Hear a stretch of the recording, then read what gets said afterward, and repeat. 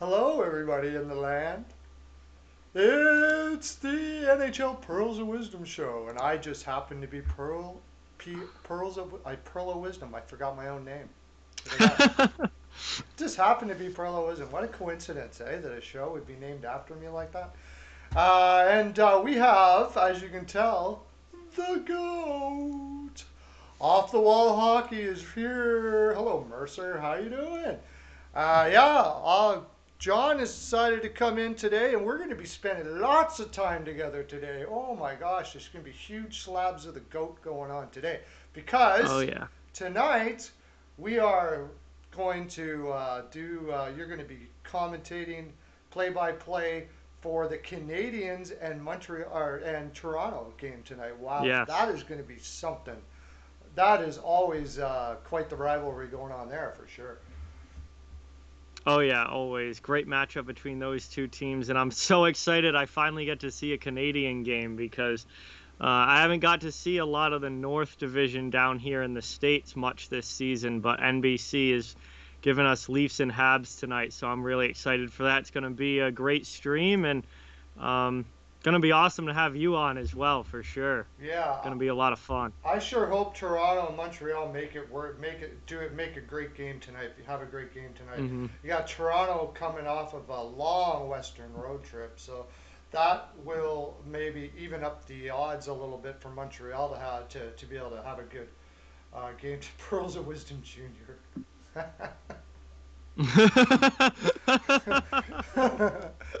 Yeah, That might be the best account I've seen on here. yeah. I say that Zayd Wisdom from Philadelphia Flyers, the fourth round pick. Hmm. I always say that's my son. Yeah, that's awesome.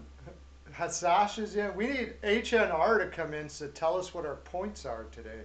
So let's hope he's coming in today because otherwise we'll have to get updated tomorrow. But I sent all the data over to him and he took it and everything. So we'll find out what our points are and who's in first and all that kind of stuff like Yep. that. I'm your son, father. I feel sorry for you, dude. Yeah, you just got yourself in a whole bunch of hot water. uh, okay, so yeah, that will even that up a little bit. Price is injured again. Yeah. We talked about that where we kind of thought that that was possibly the case when they got the COVID time off, we thought, all right, Price is going to come back. You know, we'll see if he's possibly injured, and he looked good for a game or maybe two, and then things kind of went south again there. Yeah.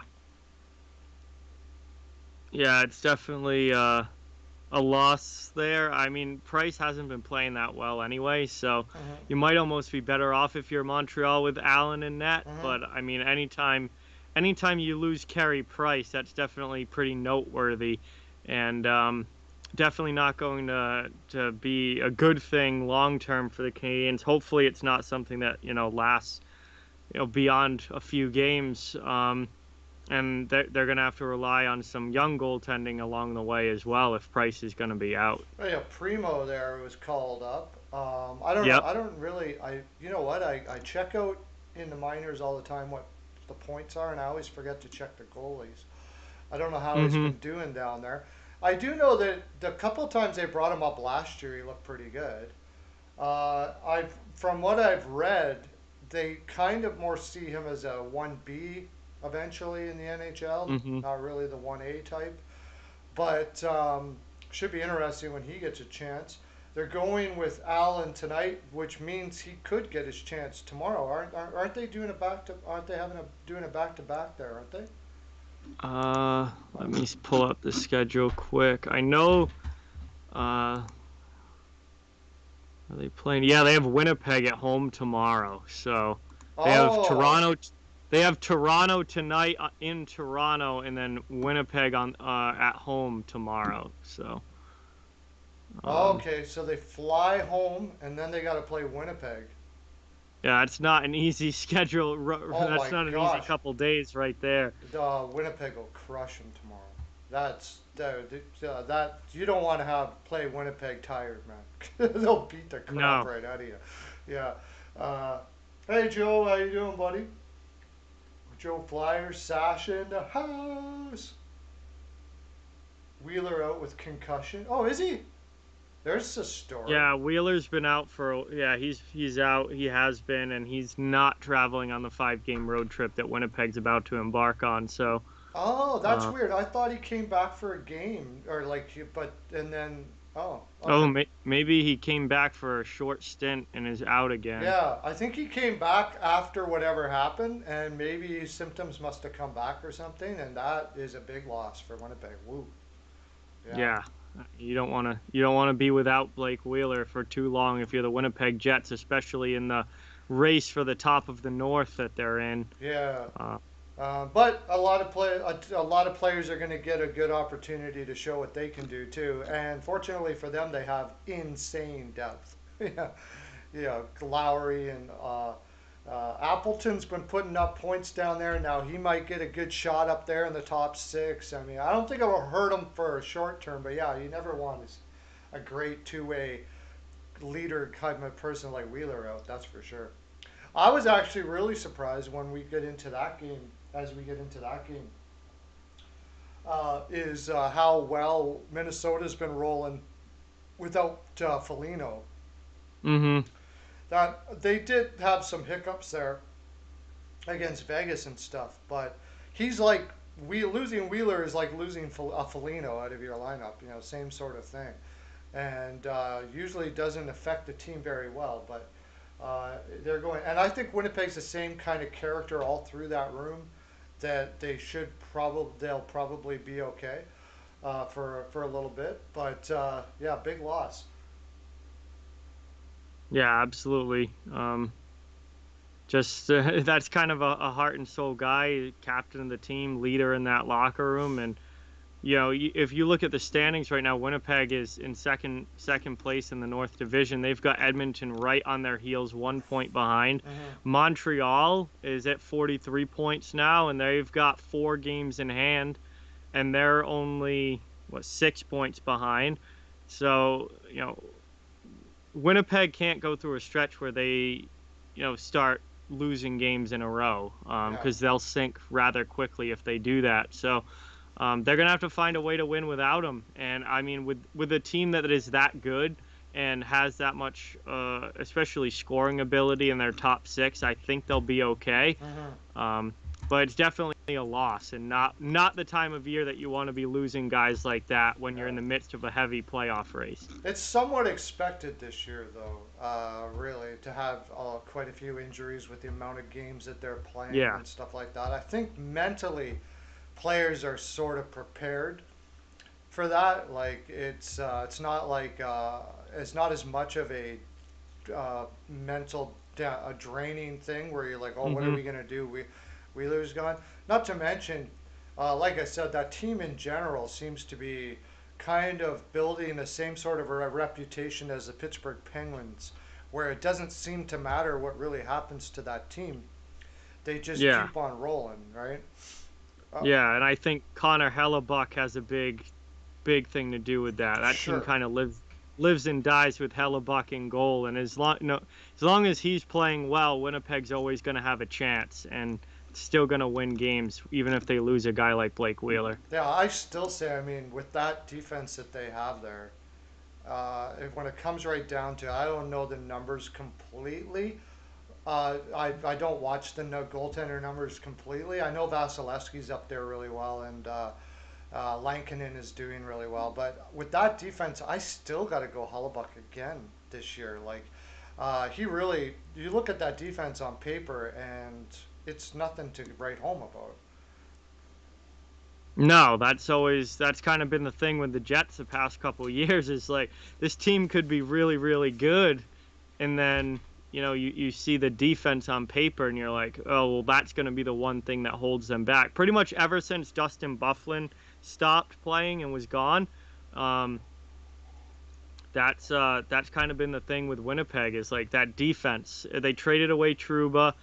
which again I think was probably the right move. Yeah, Bufflin stopped playing for whatever reason. That was a whole interesting story there. yeah, And then that whole defense was kind of, Tyler Myers left in free agency as well, and they just kind of got left with not a whole lot. But they've made it work, and I think Hellebuck, obviously being a Vezina Trophy winner last season, was a huge reason why they were able to still win games last year. And Hellebuck, as long as he's playing at the top of his game, is going to keep them in games without a doubt. And I feel like that's the one place, like, Winnipeg could be a top team in the league if they had like one more top level defenseman. Like if they had a legit top pair guy to go along with Morrissey, mhm. that would take Winnipeg to a whole new level, to the point where I think you'd be talking about them as one of the best teams in the league. Yeah.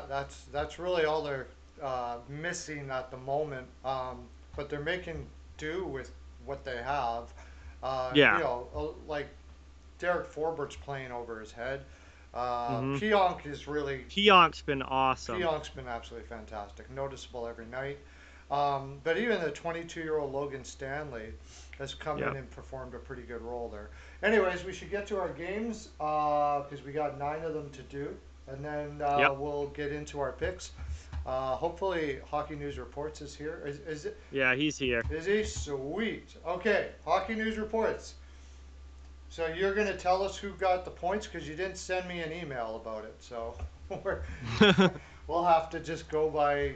You'll have to tell us who's winning or what have you as we go through here. But first game on the docket from last night is one that's. Which one did you do last night? Penguins and Rangers with. Yeah, I did Pens and Rangers last night. Yep. That was Slapshot Sweethearts. Everybody, go check them out. They're fantastic. Yep. Go to their YouTube channel as well. Subscribe to them. Watched that quite a bit last night and enjoyed it very much. Okay, let me get the scores up here. This was a surprising game. The first one, Yeah. Devils and Sabres. What's that? Yeah. How about them Sabres? Mm-hmm. I mean, this team's won 3 out of their last 4 games after breaking the losing streak. Yeah. What's Well, going on with Buffalo here? They're winning, and it's kind of addition by subtraction with Hall out of the lineup. maybe, and Allmark has been Omar coming back was huge as well. Absolutely. This Sabres team is a totally different team with Linus Ullmark in net for sure. compared to when he's out. It's not even close to the same team. Yeah, absolutely. That we were sort of saying that beforehand. I don't think Coach Kruger gets fired if they don't lose Allmark. It's just, what are you gonna? I don't even think it's right to fire him, to tell you the honest truth. I don't know, because how do you win consistently with Johansson and what's his name, Hutton? Like, Yeah. the commentator for the Buffalo Sabres actually said that Johansson, in his 20 years of commentating for the Sabres, and I don't know, do you know who I'm talking about? He's got that raspy voice. He's fantastic. Rick Gironette. Yeah, he's great. Yeah. He said he's the worst goaltender he's seen put on a Buffalo uniform, and he said that on Oh. public. That Oh. that's That is a shot right there. no doubt. Wow. Yeah, I don't even think that's right. He's just a kid still, right?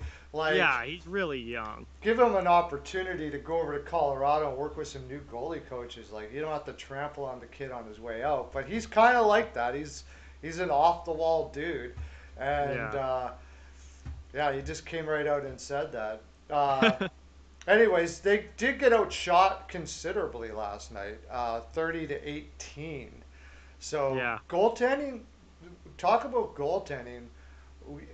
It's hard to tell this year what the heck you're getting from. Oh no, it was Wedgwood, wasn't it? Yeah, Yeah. Wedgwood. Wedgwood was more like Wedgwood, the Wedgwood we've known and loved for the last 20 some years, or past Yeah. several years. He couldn't make it into the NHL. And appears that teams are starting to do some videotape on Mr. Wedgwood, and he's not putting up the numbers that he did when he first came in. Yeah, everybody can score on Scott Wedgwood except for the Boston Bruins. They're the only team that are going to give him shutouts on a regular basis. But the rest of the league, including the Buffalo Sabres, can get the puck by him. And given Buffalo's offense this year, them scoring five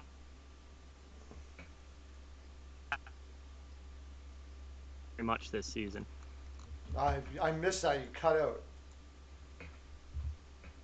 Oh, I just Buffalo scoring 5 goals. That's a big feat for them. They haven't done that very Yeah, much this yeah, season. yeah, yeah. And they did all that, and again, Skinner does nothing. Oh yeah, so you're not going to see Skinner do anything probably ever again. Guy is dog water right now, like absolutely useless. I I don't Absolutely know if useless. I've seen a more useless player getting paid that much money. I thought Erickson took the cake, but um, uh, Oh, he's very much in Louis Erickson territory at this point, and he makes 3 million more per year than Louis Erickson. yeah, and his attitude is horrible. That's the real reason. Like they asked him to take a game off and look, because they talk about this all the time. They do it with young players too, especially with Yeah, young players. Look from up and reprogram, see the whole picture again, and let that set into your mind and do all that kind of stuff like that. And he rebuked it like, oh, yeah. I've been doing this for a lot of years. All I need to do is put my head. He said, all I need to do is put my head down and work hard, and it'll come through. Well, you haven't did it for two. You haven't done that in 2 years, bud. It's been 2 years since you've worked hard. Absolutely useless. I remember that quote when he got healthy scratch for that game, and he was like, I've been around a long time. You don't learn anything sitting upstairs and not being on the ice. It's like, well, you're not learning anything on the ice, clearly. You're on the fourth line of the worst team in the league, and you can't even score a goal. You're getting paid $9 million a year to score 1 goal this season. You're absolute garbage, and you're gonna come out and say something like that. Yeah, You could not pay me to have Jeff Skinner on my team. no, no. That is the most awful situation to have to deal with in a room. A guy with that kind of attitude making that kind of money, like how the whole room must roll their eyes, like Oh yeah, every I day. would. I can't imagine being in a locker room with somebody with that kind of attitude. I would probably get in a fight with them at some I point. wouldn't doubt if they have, and we know that Taylor Hall has been one to not keep his mouth shut a lot. Sometimes I wouldn't doubt that it hasn't happened actually. Yeah. Yeah, it's absolutely terrible. Anyways, they were outshot. Allmark was really the reason, and Wedgwood on the other. I watched the game. Um, Yep. Jersey didn't really deserve to win that game, but Buffalo pulled it up. Sometimes it's just energy, right? Like once you get that feeling good, all of a sudden things start working good. Like just you get the bounces and all of that kind of stuff like that. And even when you don't play at your best. But on paper, without Hall, they shouldn't have won that game. They had Middlestat as their number one center. Yeah. There's not, Um. there's no team in the league that they are better at up the middle without now that they traded Stahl. Like they're really bad. Yeah, no, absolutely. But New Jersey was at home, and New Jersey has 4 home wins all Yeah, season. what's that all I don't about? know I don't know what's going on there. New Jersey is 9-5-3 on the road this Yeah, year. So they're actually a good team on the road. And at home they're 4-13-3. So they just hate playing in their home rink for whatever reason. And um I don't know. That's an interesting thing. I did not realize that about the Devils this year, but they are awful at home and actually good on the yeah. road, which is a very weird thing to see in the NHL. It's a little more like that this year for some reason. I don't know why, but there's a lot of teams that are better on the road more than usual. And you would think with COVID it wouldn't be like that. Anyways, let's. What was the score there? It was 5-3, right? 5-3. Yep. Okay, nobody had the score right. Sorano was closest, but that doesn't get you points. But Mercer, Serrano, CL, and Perlo. And who had that? Somebody at the top had Jacket had the Devils. So we all got 2 points for that. Okay, let's move on to the next one because we got lots of games to go through here. Capitals Yep. versus Islanders, and what a weird game that was. Uh, I thought so. Samsonov must be injured. Why? I really odd. I know that he had that problem last game. I thought that it was okay though.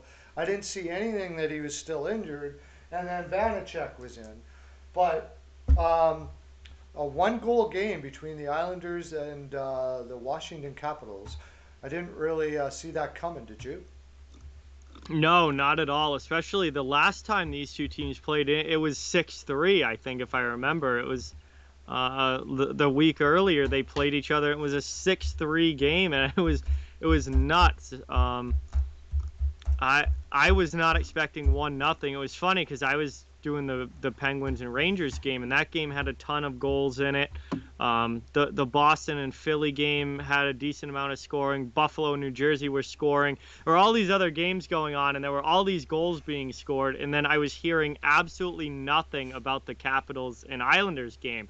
And I'm like, what is going on there? And the score was just 0-0, Yeah. 0-0 until the third period. I was like, what is happening with this game? But I mean, the goaltending obviously was really, really good. And the Islanders were just able to squeak one by Vanacek, where um, Caps couldn't score. Which honestly, looking at the Capitals' offense this year, they've been a pretty high, very high scoring team with 132 goals for. Mm-hmm. To see them get shut out, that doesn't happen very often. So, um, an Islanders style win, to say the Yeah, least. well, I was going to mention that an Islanders style win like last year. This year, the Islanders have been kind of uh, adding a little bit of an offensive system to their Yeah, game. But yep, this one, in this game, I watched it. Not all of it, but I did look in every once in a while. And yeah, it looked like they were playing that Islanders style of last year. And that was yep, probably a smart move against the Washington Capitals. But however, when they played New Jersey recently and they won 2-1 or something like that, the yep. commentator on there said that oddly enough, Washington wins low scoring games more often than they win high scoring games. Really? Yeah, I would not have guessed no, that. I That is I didn't interesting. know that either. And when I saw this was going to be a low scoring game, because I had the Islanders in this game, I thought, uh oh, Y- I just remembered that, you know. But Yep. the Islanders decided to play that road style game at home and Mm-hmm. just kind of shut them down. And they did outshoot them 39-29, which is hard to do to the Washington Capitals. So they just played kind of a perfect game and got some really good goaltending again from Varlamov, of course, getting the shutout 29-29. Yeah. So, Most of the shots I saw from Washington. I didn't watch the whole game. Did seem fairly perimeter. So yeah. Didn't doesn't it seem the Islanders are an interesting team this year because doesn't it seem like they're playing more high scoring yes, games and that they're playing a more offensive style than they usually have been? especially at home. Yeah, They've still only given up 90 goals against this season, and they've given up the third fewest goals in the league. wow. You wouldn't think that watching them this year because it doesn't feel like the Islanders of the past 2 years where they play this shutdown, like 1-0, 2-1 style of game. They've still only given up the third. They've given up the third fewest goals in the NHL this year. Yeah, The only teams that have given up less are Vegas and Colorado. yes. Needless to say, nobody had 1-0 for that game. No. Jacket had 4-3 Isles. Yeah, I had Jacket twice for some reason. I don't know why. Mercer had the Isles. Serrano had the Isles. All large scores. Joe had the Joe Flyers had. Sorry, he had the Caps. Steele had the Isles. I had the Isles 3-2, and I think that was the closest score. So Nobody was really expecting that. I certainly wasn't. I did think it might be under, but that I thought Samsonov was going to be in that. Yeah. I actually switched mine to over when I found Vanacek was in, because Mm-hmm. Vanacek is just, it's like he's young, right? He's still young, so he seems like he's either going to stop everything or he can't stop anything. It seems that way from him, anyways. Anyways, we'll move to the next one, and one that you can talk a lot about because you Oh yeah, this was something you else. watched the whole game of this. Yes. Penguins versus the Rangers. You did play by play on this game with the Slapshot Sweethearts, who were fantastic on Yep. the show. Um, so, what's your take? I had the Rangers winning this. I did have the over, but I didn't know it was going to be that much over. Yeah, I was not expecting this. This game was absolutely nuts. Tristan Jarry's first game back for Pittsburgh, he gets slaughtered in the first period. Um, the, you couldn't. Most of the goals weren't necessarily his fault. There was definitely some bad luck in there, but he couldn't get a save when they desperately needed a save. And DeSmith takes over in the at the start of the second, and he's not any better. Um, Pittsburgh's defensive and goaltending issues really shone through in this one. They outshot the Rangers here, and at one point, especially early in the game, they were heavily outshooting. They ended up actually outshooting them by 20, 45 shots on goal for the Yeah. Penguins. They did score 4 goals, but the Rangers scored 8 goals on 25 Yeah. shots, and that's a goaltending problem right Mm-hmm. there. Um, Matheson, despite having a goal and an assist in the game, was directly responsible for at least 2 of the um, Rangers goals that they scored. Um, Marcus Pettersson had a pretty bad game. Dumoulin didn't look all that great. He ended up scoring a goal, but he didn't look great. Letang was good offensively, but then wasn't good in his own zone, which we've kind of grown accustomed to seeing from Chris Right. Letang. Um, it was just a weird game, and the Rangers. It seemed like everything that the Rangers threw on net was going in, which obviously kind of pumped the brakes on the Penguins. The other thing was the Rangers went 3 for 3 on the power Yeah. play. So the Penguins penalty kill could not get a kill to save their lives. It seemed like the Penguins kept trying to get back into the game, and they would get a big goal and they'd try and get back into the game, Yeah. and then the Rangers would just immediately answer and just stomp right back down on their throats again. And I was not expecting the Rangers to come out and have this good of a game and score this much. I know Penguins had been playing well recently, except well, even the Saturday game against Boston, they gave up a lot of goals, but that was at least a close game. They got kind of worked in this one, and this was a big win for New York. Yeah. Just played bad defense overall. To tell you the honest truth, this Yeah. is more of what I thought we'd see from Pittsburgh all year. Matheson, you mentioned Matheson. What I noticed about Matheson is he'll have some good games in a row, and it's like he gets Mm-hmm. start once he starts getting confidence in himself, he starts doing stupid things. Like he loses Yeah. his focus or something like that.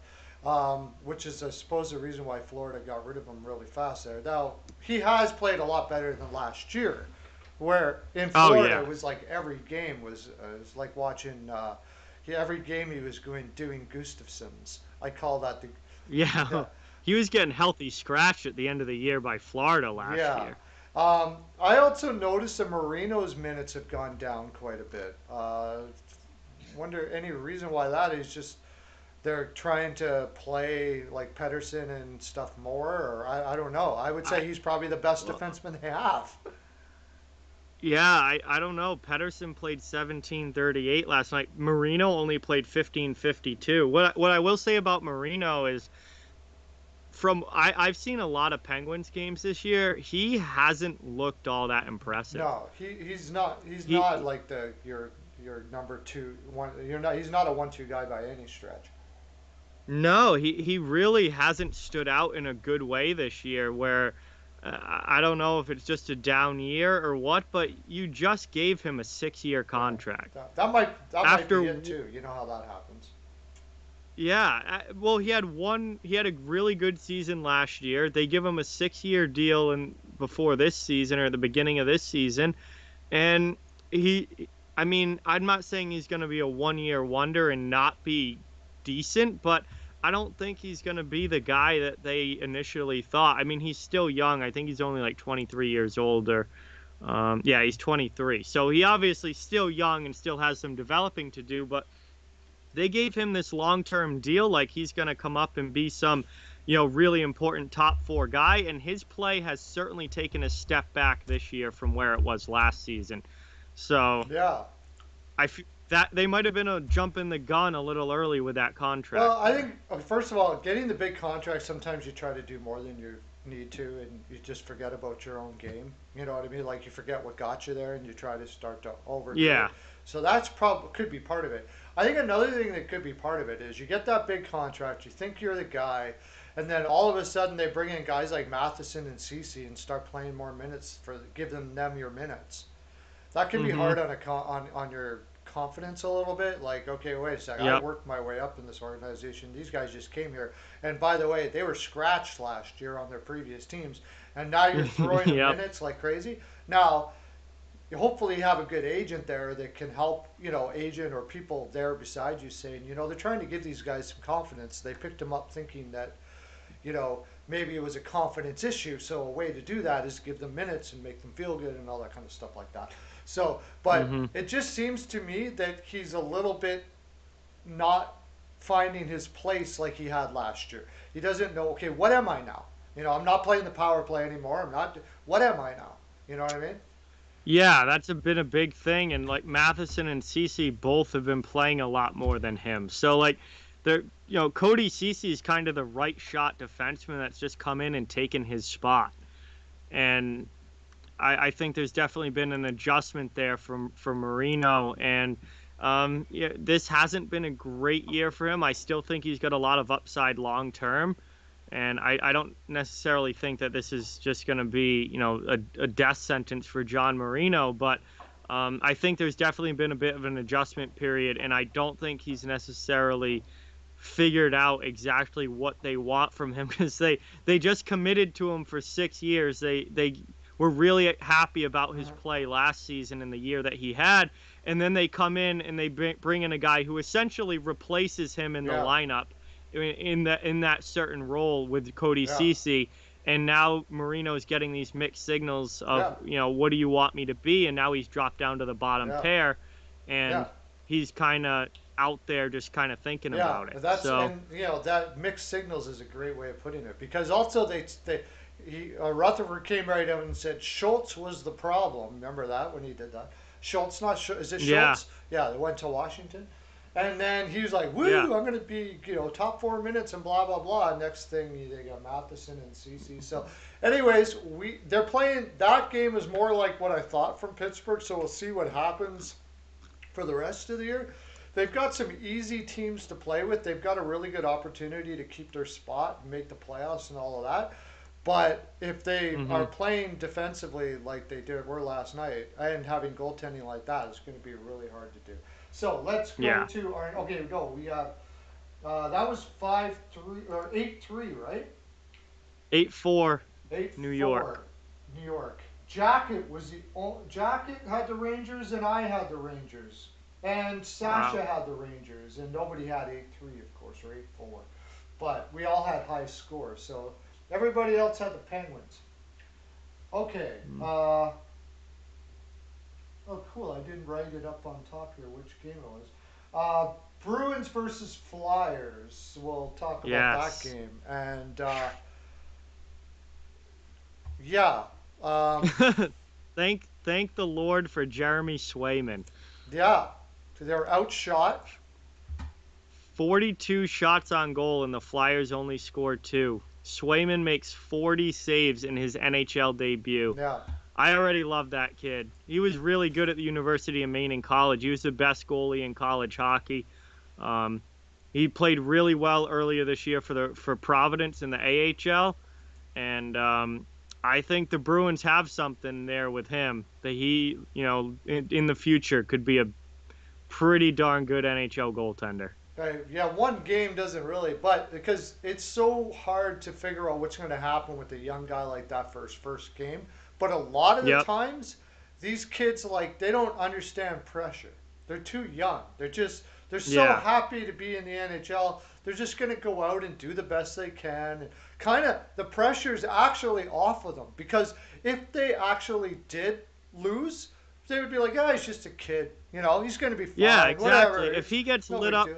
If he gets lit up for 6 or 7 goals, it's like, well, he's a 20, like 21-year-old kid Yeah. playing his first NHL game who's barely played pro hockey. I think he's played like 11 total pro games or something like that. Like, he has all the excuses in the world to go out there and just absolutely be terrible, and he did the exact opposite. Yeah, and the amazing thing was uh, it was the Bruins gave him some cushion to start off with the captain Yep. Patrice Patrice, my man. scoring 2 goals right off the bat, getting a hat trick last night. Freaking give that guy an MVP. Just give him one. Who cares who deserves it this year? Who cares? It's he's not gonna get better as he gets older. He deserved to get one. He should get one this year. Um, give the guy an MVP. What the heck? But he puts him up 2-0, and then the Flyers come back and score two on the kid, and the kid Yep. doesn't get rattled. It's he stops the rest of them from the rest of the way. I Yep. didn't watch this game at grade level, but Steele in the comments, I'm sure will have something to say here. Uh, Hmm.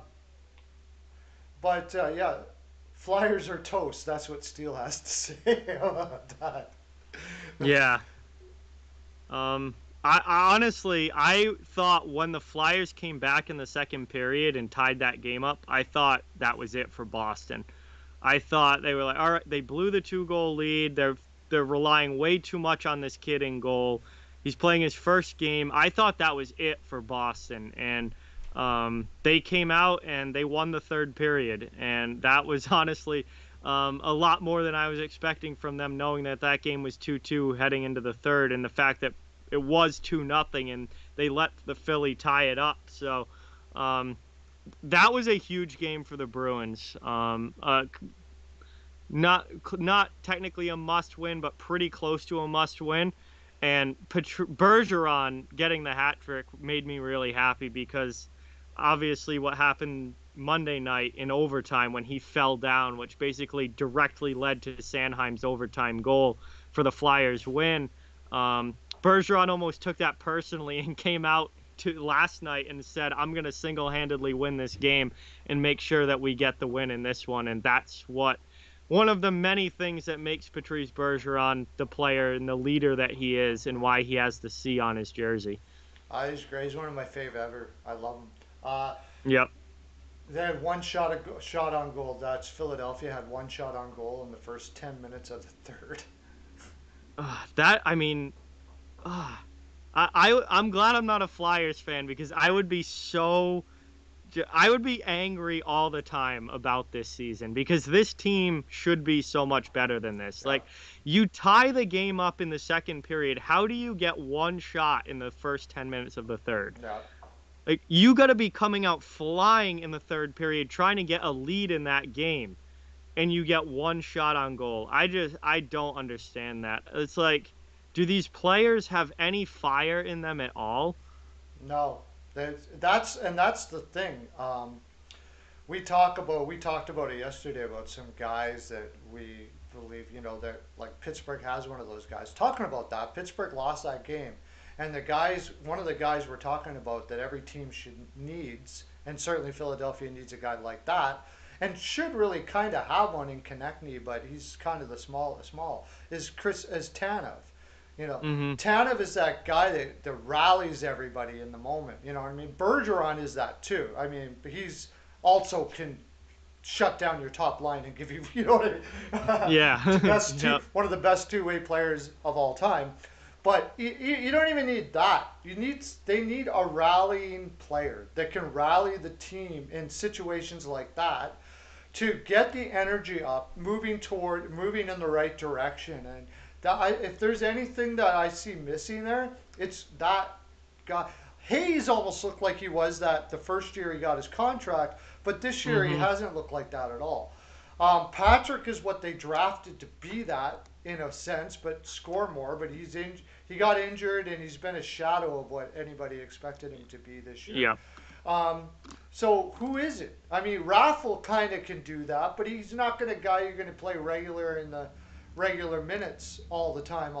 So that I would say like I've mentioned it I don't know how many times. I would never trade a Foligno if I ever had one. Ever. Yeah. Is it me or has Travis Konechny not been as physically involved over the Yeah. past year and a half as he was when he first came into the league? Because I feel like he's not nearly as much of the physical guy that he was when he first came in. Like I know he's a smaller player, but his first couple years in the league, like he was throwing hits, he was starting scrums, he was dropping the gloves from time to time, and like I feel like over the past last couple of seasons now he really hasn't done that. It's almost like he's trying to just strictly be a scorer now, and I don't think he's been nearly as effective without that aspect in his game. And I'm not sure why, whether it be injury or what have you. He's a small guy. There's been a lot of players that have come out and tried to play that system as a smaller player, and eventually they just realize they can't keep it up. You know, Yeah. there's like Connor Sheary. He kind of plays that type of game, but they limit him to 10 minutes a game. Because if they Yeah. play him over that, he gets beat up too bad, and he ends up going on the IR or start playing a perimeter because he just can't keep it up physically. And as of right now, I say that's where Konechny's at. Yeah. He just can't keep it up like Gallagher, the freak of nature Gallagher can. Not too many Yeah, people I can. feel I feel like Konechny could be that Brendan Gallagher type Yeah. guy, but I just haven't seen the really as much of the feisty side of him, especially this season. He's been very quiet in that regard this season. Who's muted? Oh, somebody said we were muted. Yeah. Anyways, um, that's what everybody kind of expects it to be. But like I said, Gallagher's a freak of nature, and he's on the IR now. I mean, we don't Yeah, know. he broke his thumb. Yeah, what's he going to be like later on in life? Like later on as his career goes, the way he plays, we'll have to see.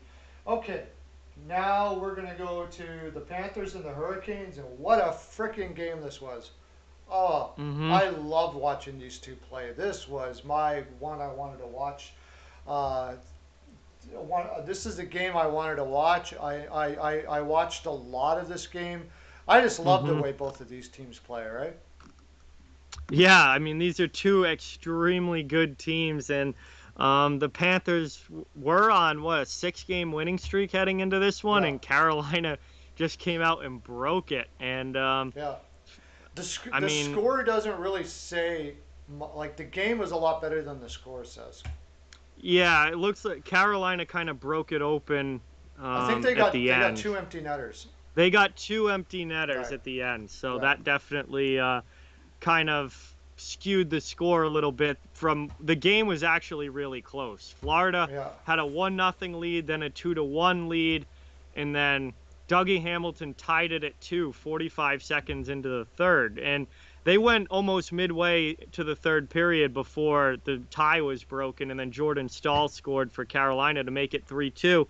And this was a really close game right up until the final 2 minutes when the Hurricanes got the two empty netters, and that kind of finished things off. But yeah. I mean, you're talking about two very top, you're talking about two of the best teams in the league here, Mm-hmm. and two teams that have potential to win this division, and two teams that if they play in the playoffs, man, what a series that will be if these two end up meeting in the playoffs. Yeah, I'm really looking forward. We were talking about this about like we did a video by the way. Everybody can check it out. We did Steel E Money from Off Hmm. the Money. Uh, we did Evan from Off the Money. we did a video on matchups we'd like to see in the playoffs, and this was one of my top for sure. I would love to Oh see yeah. this matchup. This uh, on defense they had this guy Kiersted, who I don't know who he was, but they played him as they played seven defensemen last night. Florida, that is. Yep. Looking for some help, some to fill in the Ekblad spot a little bit. And He in played 21 minutes. Yeah, and in doing so, can you see who didn't play? Keith Yandel Yandel. played 550. Exactly. Wow. Is that not interesting? That is very interesting. And he didn't play on, he only got 17 seconds of power play time too, so they didn't even use him on the power play. Strawman got most of the power play time. Yeah, and Wow. Riley Stillman got 10 minutes. Strawman on the power play. I mean, that's not really what you want.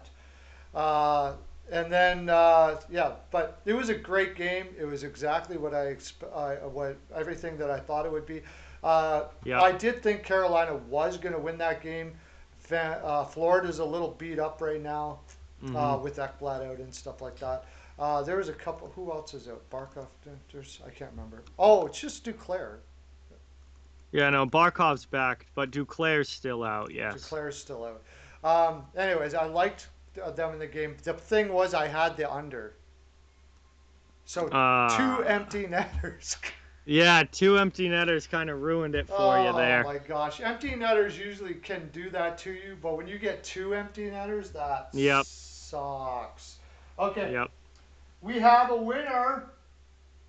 Serrano had, no, Hey, sorry, it was Mercer. 5-2 Kings. Mercer must have been doing the Perlo dance there for the two empty netters at the end to get himself a some swag and 5 freaking points. Good for you. Let's nice. get some hype in the chat. Uh, I had the Kings. Serrano also had the Kings, and Jacket had the Kings. Everybody else Nice. had the Panthers. So a lot of people liked the Panthers last night. It was sort of a coin flip, except the Kings were at home. Were they at home? Yeah, it Yeah. was in Yeah, it Carolina. was in Carolina. It kind of leaned that way because they were home. They're a great home team. Woohoo, Yep. Mercer! Yeah, buddy. Anyways, well, I'll be trying to put up the points because Hockey News Report sent it over to me after the break, which comes up in 10 minutes. So we better get on these games since we got 4 more to go.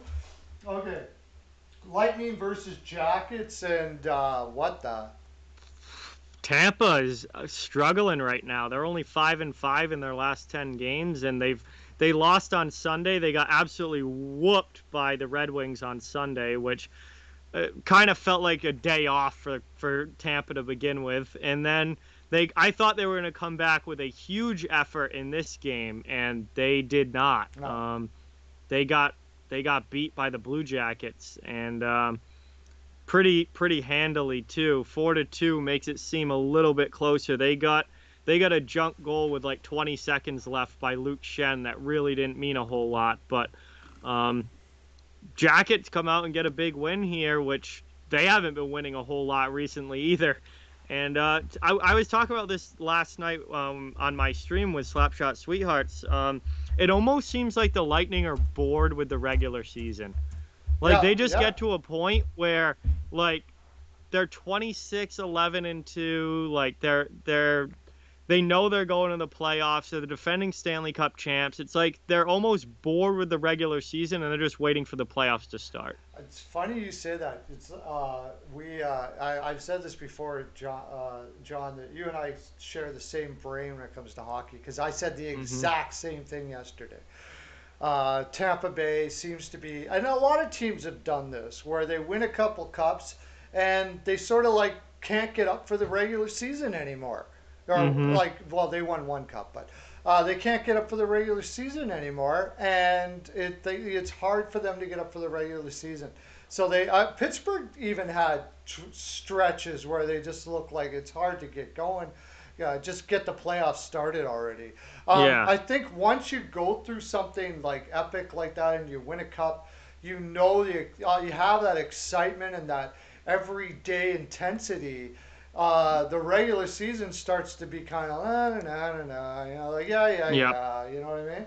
And especially, would you say some with a coach that's kind of known to be sort of laid back like Cooper?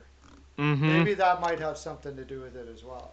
Oh, definitely. I think, Cooper's always been more like the laid back, casual kind of coach that obviously has worked well with this Tampa Bay Lightning roster, but I feel like the locker room would probably feel a little different if you had a fiery in your face kind of guy in there compared to a guy like John Cooper. Like if Tortorella is the Lightning coach, I don't think they're slacking during the regular season No, the way that they are with John Cooper right now. no. Um, Although I've seen Cooper like just spit and mad a couple times this year, but yeah, it just doesn't have the same oomph to it as like say Laviolette or something like that. yeah, it Just would be different, I think, if they were coaching. yeah, I don't know if the results would be different, but I think kind of the laid back attitude would have to be a maybe little different. maybe not. I don't know. But Lavi, if he saw some of the games that they played right now, he'd be losing his freaking mind, man. Yeah. On the bench, he'd be just spitting. Yeah. Anyways, we'll go to the Predators versus the Wings. And the Wings are giving it wing. The Wings are starting to form a little bit here, aren't they? Mm-hmm. Yeah, I've been very impressed with Detroit the last little while here. They this team was really, really bad last season. They are a significantly improved team this year. They're still obviously not a playoff team or anything like that, but they are headed in the right direction, and they're very competitive in most of the games that they play, and they've certainly been that the last few games out now. And this was a very close game, went all the way to the shootout against Nashville. Um, and I mean, this is a Red Wings team that is not going to be a pushover like they were last season. This is not an easy win, and they're doing a good job of just keeping themselves in games and trying to be competitive. And Yeah. the Predators end up winning the shootout and getting a much needed 2 points to keep themselves in that fourth playoff spot in the Central. Yeah. The shots were fairly even in that game. I can't remember now. Yeah, 31-27, Yeah. so So I thought. fairly even. Yeah, and you know Nashville's plugging away without Forsberg and all of those guys. They have a lot of injuries. Alice, yep.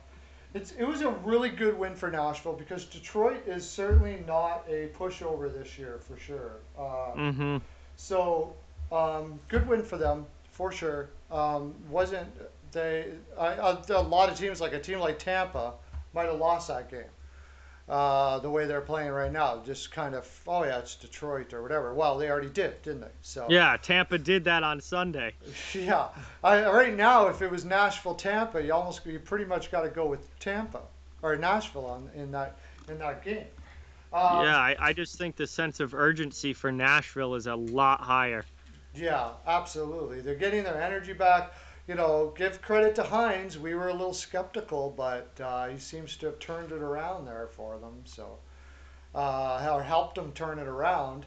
I just Hmm. find it odd that Duchesne getting an injury, and you know what I mean? Like, I don't find that odd. I'm not surprised at all. That's a guy that I would not want in my locker room. yeah, I wonder we should do a video together on the all terrible in the room team. Yeah. Yeah, I think Matt Duchene would be your number one center Number for one sure. center Throw Mike Hoffman on the wing. with Skinner. Um, Skinner on the other wing. Yeah, we could put a pretty good team together of guys that I just would not want on my team. Yeah, I wonder what that would look like. We got to do that. That's funny. Okay. Stars versus Blackhawks, and when I did my write up for, we didn't do who won, who had, what was the score? Scores, yeah. 3-2, right? 3-2 Nashville, right? Yes. 3-2 Nashville in a shootout. Yep. Okay. Jacket had Nashville, CL had Nashville, Mercer had Nashville. Nobody had 3-2. Steele was close. He had 3-1 Nashville.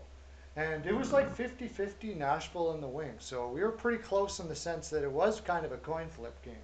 Yep. So good for you guys. Well done. Well done. Stars versus Blackhawks. Um, the Stars versus Blackhawks. Stars are just too beat up. They're just too beat Yeah. up. They just can't seem to get anything rolling here at all. Apart from Ottinger's winning a game for them or Hudobin every once in a while, especially I think it really took the wind out of their sails when Dickinson got injured too, on top of everybody. Yep. They just can't seem to get things going here at all, eh? Yeah, this is not the year for the Dallas Stars. We knew going into it that they weren't going to have Bishop and that they weren't going to have Sagan for most of the year, and so we knew that they were kind of starting behind the eight ball to begin with. But this has been a really tough year for Dallas. They've been riddled with injuries throughout the season. They they just can't put a long stretch of quality play together. They win one, they lose one. They win one, they lose one. And they're right about a 500 team. They're 13, 14, and 10 on the season.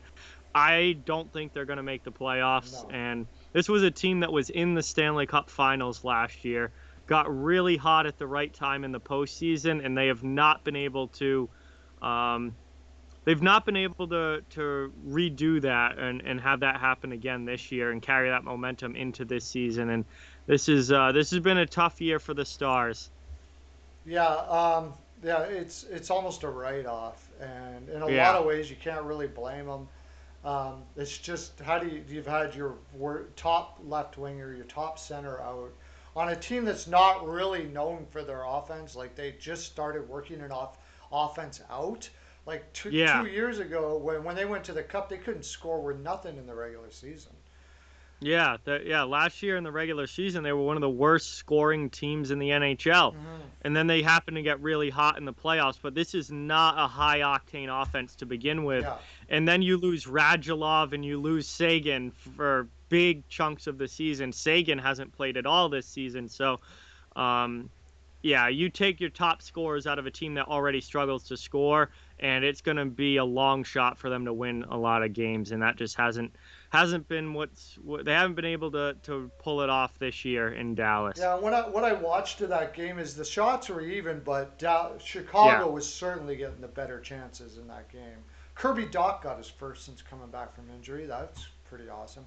yeah, he played almost 20 minutes as well, so it's great to see him getting back into the swing of things and being the player that we all know that he can be. Very, very bright future for him. Yeah. That it's not, the unfortunate thing, really, the big thing for Dallas is that their window's not opening. I mean, No, a lot of their best players, Pavelski, may who knows, he could retire at any time. They got Radulov's not a no spring chicken. They got some Jamie Benn. Yeah. Jamie Benn. Yeah, Jamie Benn is just downhill Fallen off a yeah, cliff, every year. as It's power forwards usually do as they get into their 30s. true enough. True enough. They do have some really good. They have some young like Robertson and stuff, but they don't have a pool that's big enough to supply what they need. From what I can see so far, on defense they're fine. Um, Yeah, I think that the Dallas is a team that could do one of those kind of quick turnarounds where if they just get a couple young guys added in there, you could see them on the upswing again. yeah. But they right now they're definitely heavily reliant on some veteran guys for sure. Right. Okay. So we had everybody had the Hawks and CL, I believe. Just let me see. It was 4-2, right? Yes, Four. 4-2 CL got Chicago. 5 points. 5 points for CL. Swag coming your way, buddy. Tell me in the chat what you want. You want a Perloism necklace, bracelet, or a ring o' Perlo? Goes to you, my friend, and everybody else had the Hawks. So the only one that didn't get points though was Jack. It went with the Hawks and OT. So he went for the 7 points, and he got zero. That's what happens there.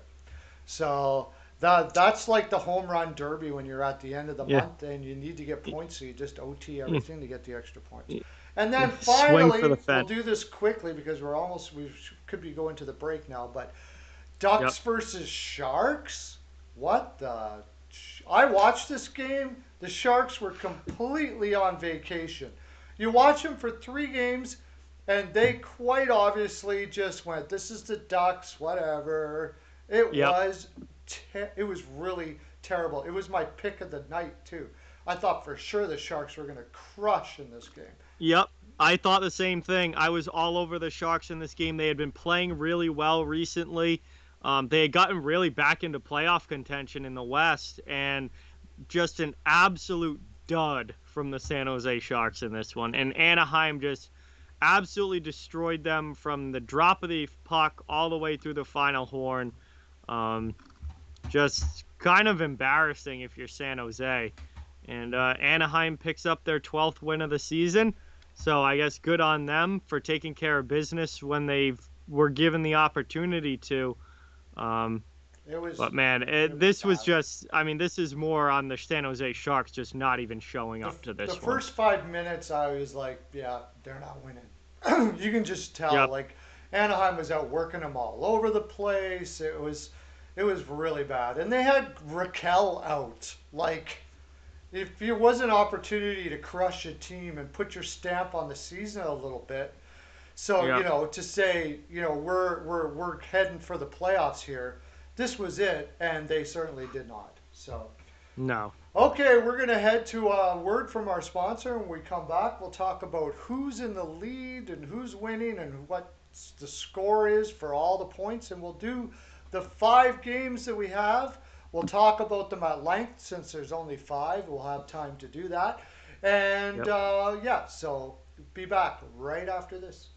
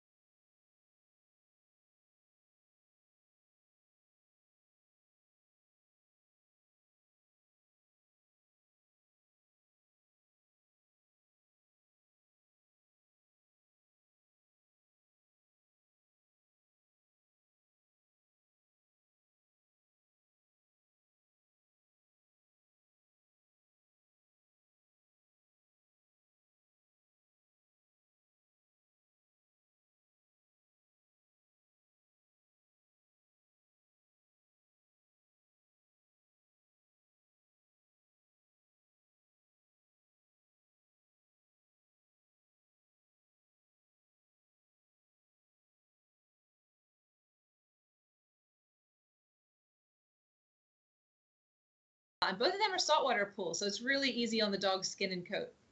Wow, that's very awesome. So then during the summer months, you have a much deeper pool outside and then a sloped entry shallow pool indoors for the dogs. Tracy, tell the folks how we can get some pool time. Well, the first thing everyone does is come for an intro swim. We use that time to make sure the dog is comfortable in the water. We make sure they know how to get out of the pool safely, and we go over all the pool rules and etiquette with the clients as well. After that, they're able to schedule private appointments where they have the pool to themselves, or they can invite friends and have a whole group swim going on. So after a dip in the pool, then it would have to be off to the groomers, right? I mean, our furry friends cannot go out looking their best. Nicole, what are some of the great services your top notch groomers provide? Our groomers, they specialize in full service grooms. We can do the basics, whether it be just a bath and a brush out or a blowout. Or for the extra pampered pooches, we can do nail dremels, we can do deodorizing soaks, and also facials. Wow, man, that sounds like a resort if you ask me. Tracy, I know one of the main programs here at CCC Resorts is the WAGS program. The Steel Flyers dog is enrolled in this program. So why don't you tell the folks what is involved in this and how they can get enrolled? Yeah, the WAGS program is our primary daycare option at the Windsor. It's designed to be a structured program for people who are looking for a set routine for their dog. They all come on the same days each week, which allows them to have set friends, and we know exactly what's going on with each group. So we do a little bit more activities and we build more into their daily routine there. But we've got other daycare options as well for people looking for a little less commitment. We do an hourly care where you can drop them off and just pay by the hour. We also do a day stay option, which is great for the dogs that prefer human friends instead of making friends with other dogs. And then we have a traditional daycare option as well if you're looking for the occasional outing for your dog. Wow, there you have it. A full service groomer, a daycare program, and an indoor and outdoor pool. What more could you ask for? Sure seems like CCC Resorts has everything covered. Remember, DOG, depend on God.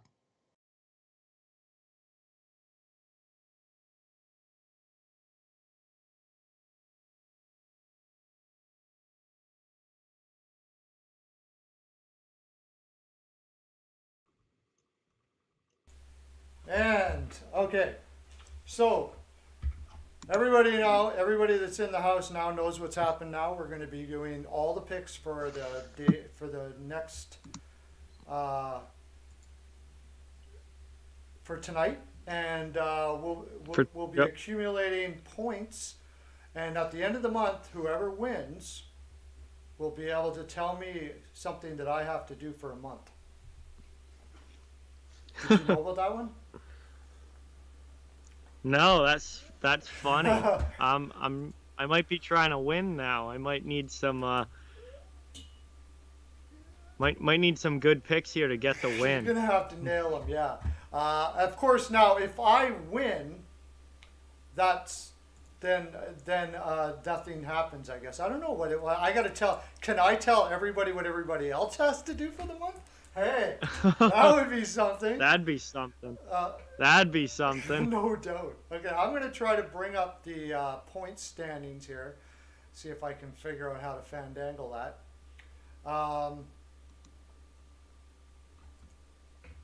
Okay, I gotta go this way.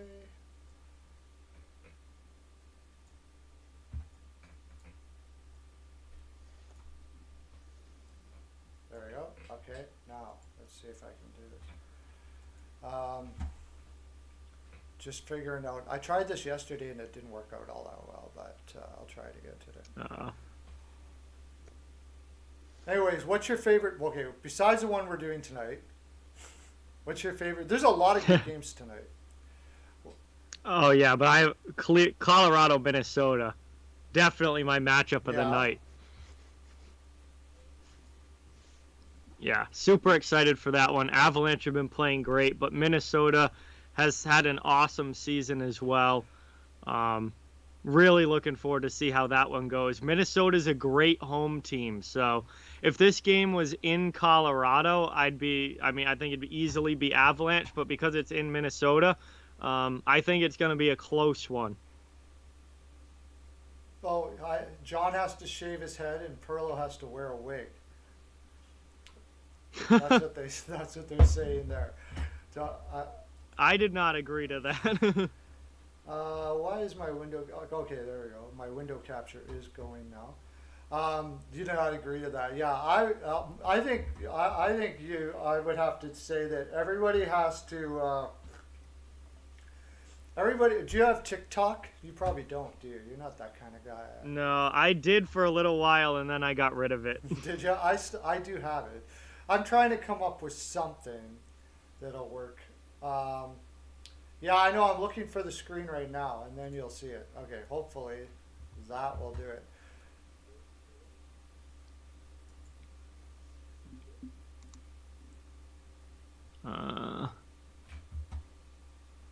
No?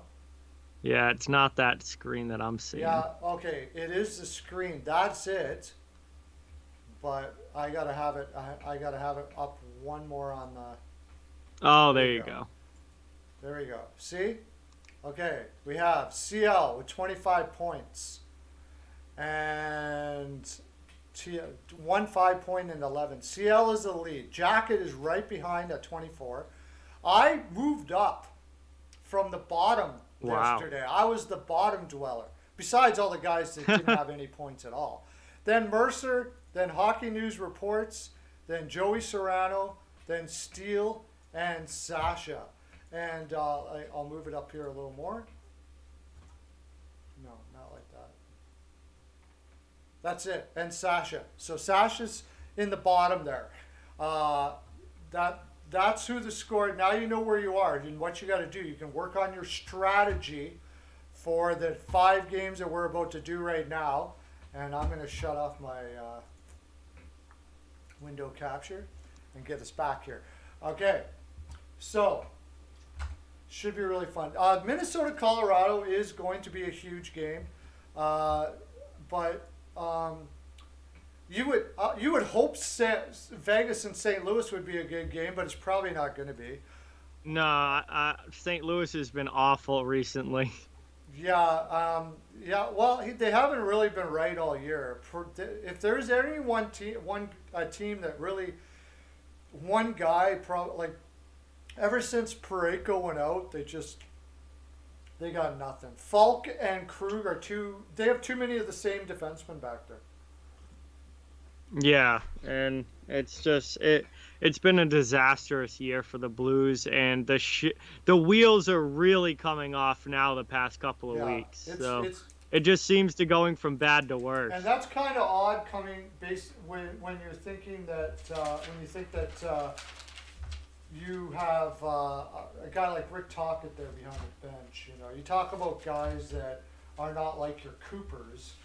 Like, I'm sure he's doing everything in his power to get those guys back on track. But we mentioned it, and it's just now it seems to be a for sure pretty much. Hoffman, wherever he goes, things go south immediately. Duchesne, Hoffman, yeah, we're gonna do that. We're gonna do a video. We'll have to do it together. We'll do a video on that for sure. Yeah. Okay, so boys and girls, we all ready? Woo! I'm ready to get a bunch wrong. No. Oilers versus Senators. Now, they this seems like a very obvious game, but they threw us a couple wrinkles.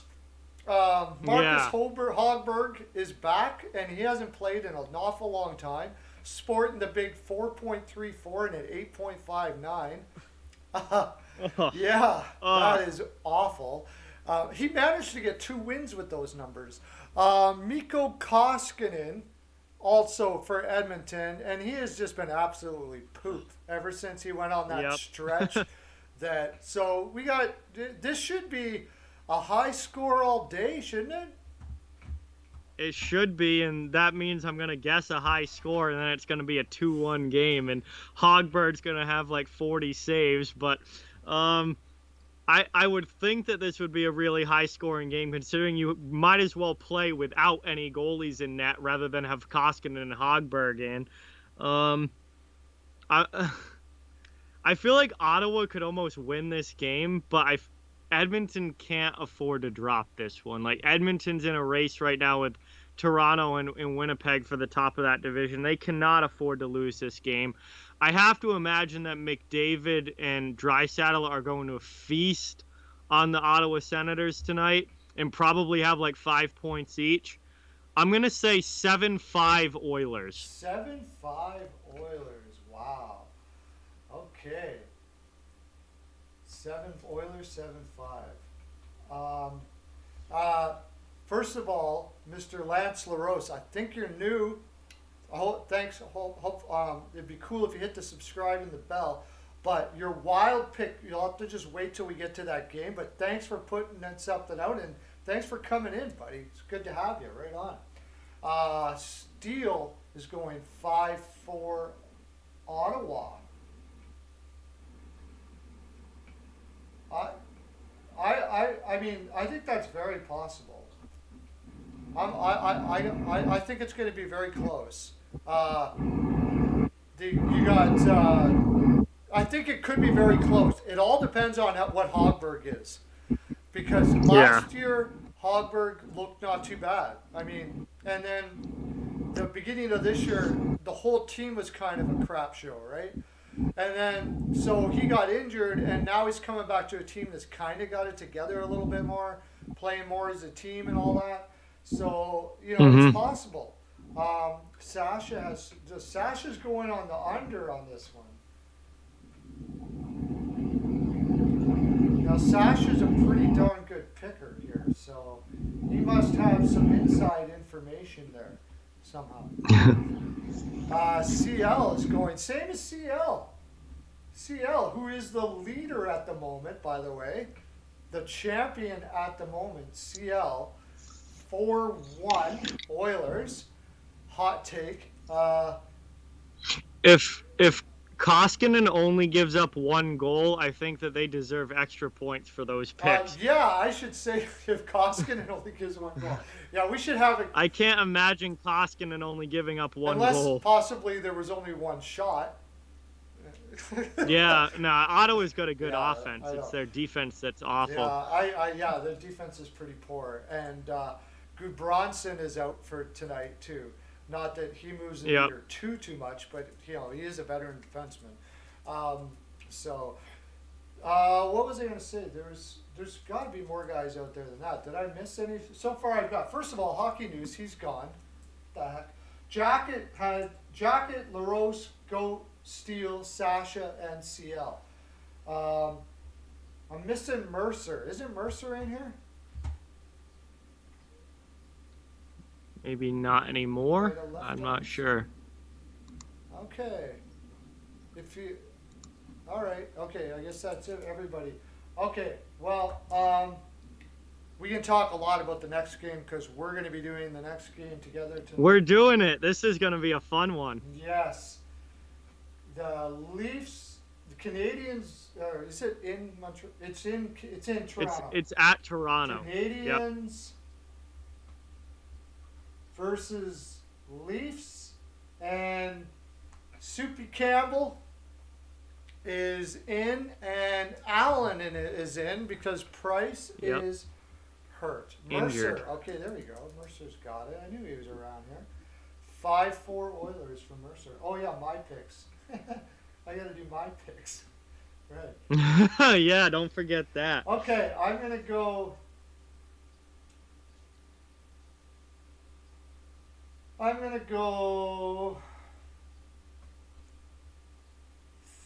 Five. Wow. I don't think anybody took 4-3. I'm gonna go 4-3 Oilers. 4-3 Oilers. Nobody took 4-3. And LaRose, first right out of the gate. I've got to get to the office. I don't know if we can count those, but Toronto Jacket has. Did we do Jacket? Okay, Jacket has the Leafs for sure. If somebody can write those down for Jacket and do that, do him a solid. That would be good. Jacket has, because he's in this all the time, so I'll give him a little bit of a leeway. 3-2 Leafs. 3-2 Leafs. As Jacket has, yeah. Okay. I do like Toronto to win tonight. Okay, so we'll talk about this game a little bit. Even though they're back from that long Western road trip and all that sort of thing like that, you know how tough that can be.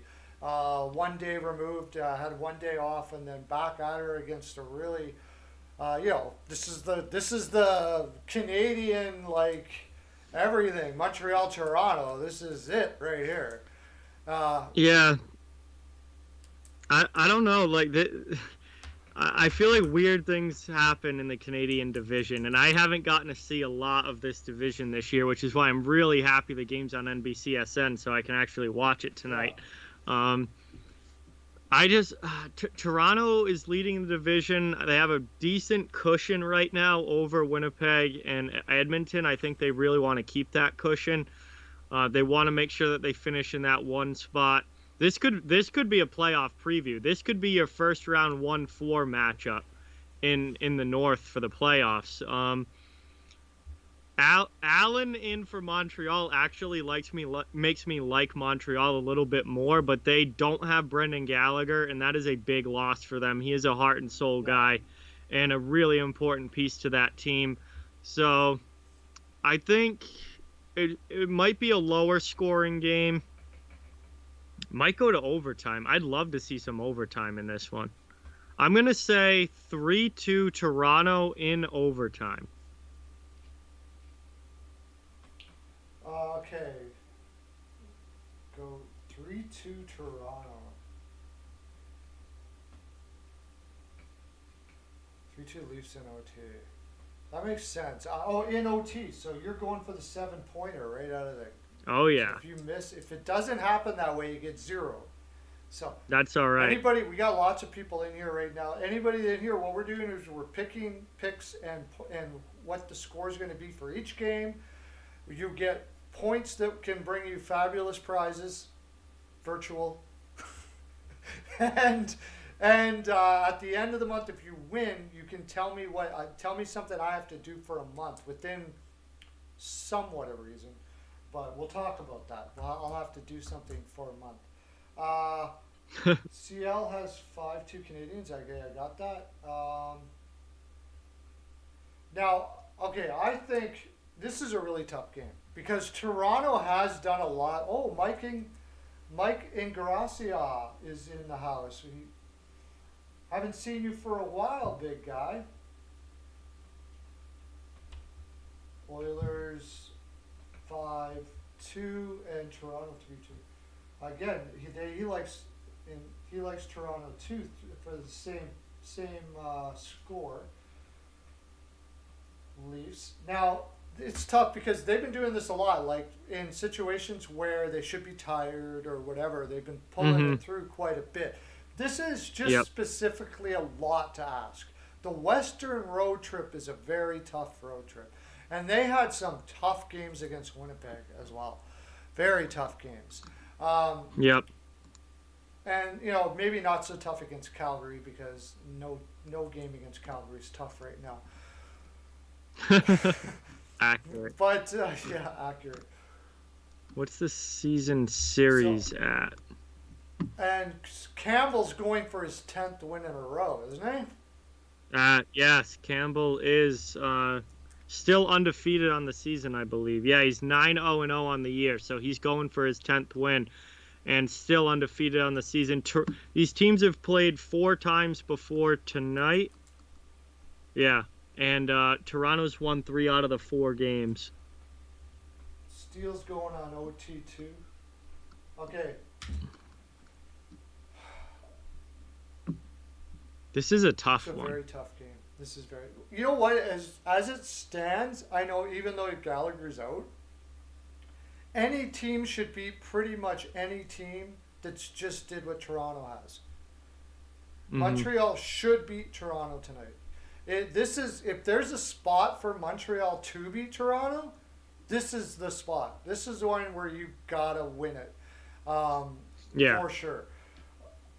I'm just not sure I'm confident that they have the ability to do so, but I'm going to give it to them. I just thought that a lot. I'm going to give it to them. I'm going to say 3-2 Canadians. Okay. Pretty good split on this game. Yeah, this is going to be a really interesting game to be part of, to watch and listen to you do commentary and throw in my 2 bits. Now, when we're watching this, remember we kind of, unfortunately right now have a lag, so I'm a little bit behind or a little bit ahead. I don't know, whatever the case may be. But the banter is absolutely fantastic. We're so much listening to people in the chat like you guys are doing right now. Go over to John's channel. I almost called you my channel. Off the Wall Hockey, and you got to do that anyways, because next Monday you're not going to be able to do. Are we going to do the picks there? We got all day, right? We're going to have time probably between trades to do the picks and everything. There over on your channel. Yeah, we could throw them in at the end, but I'm going to be live all day. Yeah, so we'll see if we can do that. We'll try to get the picks in. We're not sure about that. But it'll be so much Frolic anyways, because it's going to be the trade deadline. I'm going to be Trade there. deadline day. John's going to be there, so go over to his channel, get yourself subbed up, so you don't miss it. You don't want to be missing it. And it's not just us, by the way. Steele's going to be coming on. Pro Joe. By the way, Sports Fanatic News, guys throwing out crazy good content over there. Joe Boric, the Pro Joe, Professor Joe Boric. Check him out, man. He's got his own show that he does through the steelflyers.com as well through our Steel Flyers network. And Slapshot, are Slapshot Sweethearts coming on for that or no? Have you worked out that? No, I haven't talked You to haven't them talked to them about that. that? Peyton, I think, said he might come on. Peyton on the radio. Want to check him out? Yeah, it's going to be a humdinger, as they like to say. It's going to be so much fun. I can't wait. I'm hoping that there's been talk that there's not going to be many moves, but I don't know about that. I think there's a lot of teams out there that see an opportunity to crush it this year. A team, since we're talking about them right now, the Toronto Maple Leafs for sure are going to make at least one move. Don't you figure? Yeah, I think Toronto would be one of the more active teams for sure because they have a legit shot this year. In ways that they have a better shot this year than what they normally have because they don't have to go through. It's not going to be that hard of a road till the Final Four for them until they can easily come out of that North Division, and then they wouldn't have to face a team like Tampa or face a team like Washington or a team like Boston or anyone else like that until, depending on who makes it to the Final Four teams. But they wouldn't have to play anyone outside of the North until they make it to the Final Four, which is already, one step away from the finals. So Toronto has a better shot this year of getting to the finals than they have at any of the previous 3 to 4 years. So I think they're a team that needs to go for it this year because this is kind of their chance to really make a deep run. Yeah, and right now, as it stands right now, and this could change at the deadline, says, we can see moves that make you go, wow, okay, maybe this is the team now. But like if Winnipeg gets what we're talking about, and I think they will, that's another thing at the trade deadline be watching for. Mm-hmm. Winnipeg is almost certainly going to nab a defenseman, I would think, for sure. And if they get the defenseman that I'm thinking they might get, like a Jalmerson out of Arizona or something like that, although they may not be sellers because they're right in it too.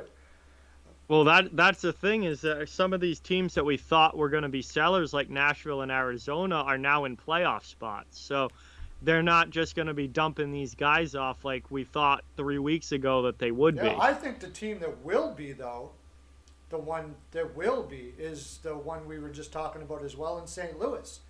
I think St. Louis will be dumping off contracts like crazy if they can. On defense, I don't think they have anything much to offer, though, because nobody's trading for Falk's contract, and they just got Torrey Krug. But Vince Dunn has been pretty tough this year to watch. Right. He's had a brutal year this year. He had some trade value, but I don't know where that stands at this point. Apparently, Dunn was going to Pittsburgh there before Rutherford decided to call her quits, and that was part of the reason why is they nixed the trade. Well, that was a smart move on Pittsburgh's part. Yeah, well, get him in a different. I mean, he had so much promise. I don't know what's going on with the kid. He's still young. Maturity issues doesn't. Who knows, right? Who knows? How many times have we seen these young guys go through areas like this, and it's maturity, and then they go somewhere else, and all of a sudden become what they always thought they'd be, and you think, oh wow, what a horrible trade. But that player probably never would have been that in St. Louis. And Dunn is probably a guy, you'd be looking at. Definitely. Winnipeg could look at a guy like Dunn. They seem to do really well with defensemen. They go there and become very good real quick. So maybe that's a guy. Yeah, and Noah Hannafin from Calgary is another guy that if Calgary wants to start moving guys out, there's a great place to start. He's getting lots of minutes there under Sutter. That Calgary's going to be interesting too because Sutter went in there to be the Axeman. Mm-hmm. So we're we're gonna find out who he thinks is their axing and who they're not axing. Yeah, definitely.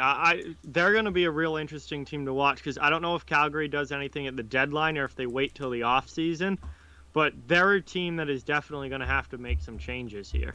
I'm gonna put in the chat here, see what everybody thinks, because we got these guys are great hockey guys. Which team do you think makes the most moves? And then, of course, you got well, we're all talking about Canadian teams. Montreal, you never know what the heck they're going to do. Boston's going to make some moves for sure. You would think. They got to get some secondary scoring there in Boston, right? And maybe even add a veteran defenseman because it's too many times it's just not working with these young guys they have in there now. But I don't want any rental players in Boston. I'd rather just give up on the season and try again next year than pay for a rental. There's no point in bringing a rental player into the Bruins this year because they're not coming out of the East to begin with. So I don't care who they add at the deadline. They're not going to make it to the Final Four. So there's no point in spending future assets on rental players. So if Boston does anything, it's got to be for a guy that has at least another year on his contract. If not, I'm going to be very upset with the move. Now, Lance says Flames blow it up, and well, I hope so. They should have done that 2 years ago, but we've been talking about that for a long time. Yeah, I feel like we've been talking for a long time about how the Flames should have blown it up, and they still haven't. Why they were still holding on to is Giroux, who obviously was on the downswing. Like now, what's his value now? Maybe there's a guy that Boston gives because he's got term, but what do they? Yeah, I mean, I'd be fine with that. I mean, the Bruins really don't have the cap space for it without sending some pieces out, but I'd be fine with a move like that because he's still got some term left on his contract. Yeah, he's got term. I mean, DeBrusk and a package of something for yeah, him. I'd be okay with that. Yeah. I would want. I don't know. Like they're selling low on Goudreau right now, though. I don't know. I guess. I don't know. What does Calgary ever make really a good move? Not very often. Flyers too. Yeah, I know Steele wants to blow it up.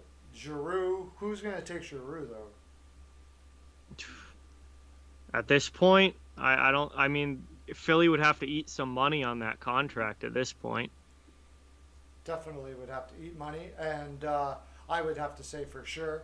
And how else do you blow it up? Nobody's touching Voracek. I was talking about trading Voracek 2 years ago.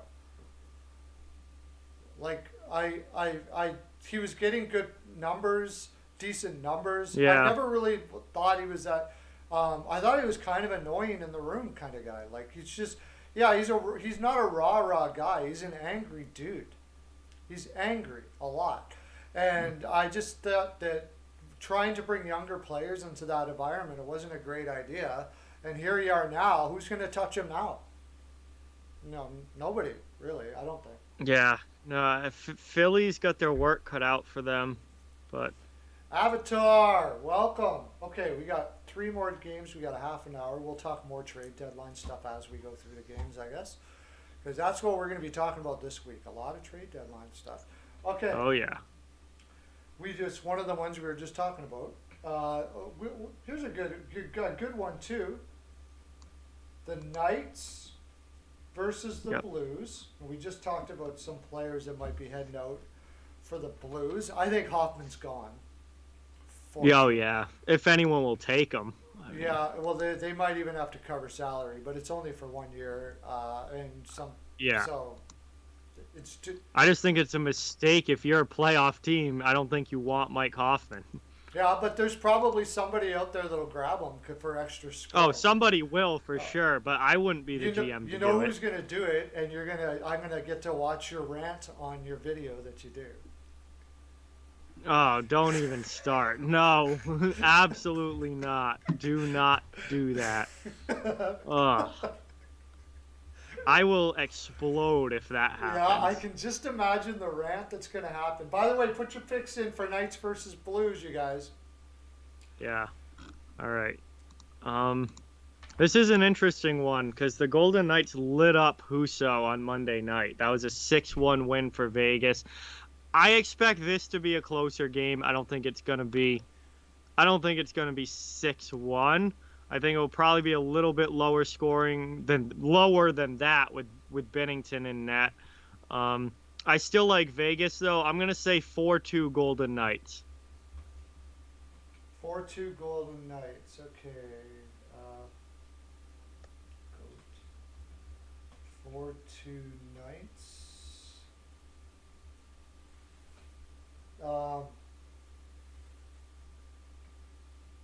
Okay, Sasha's got Vegas 4-3.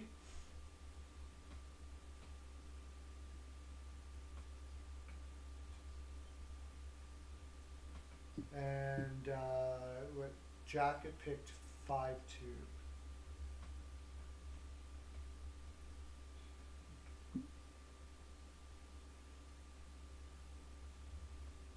And Garasha took Blues, really? Did I read that right?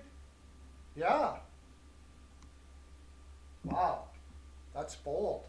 That's bold right there. Avatar 3-1 Wow. Vegas. CL 3-0 Vegas. And Steel, wow, Steel's got Vegas just destroying them Again.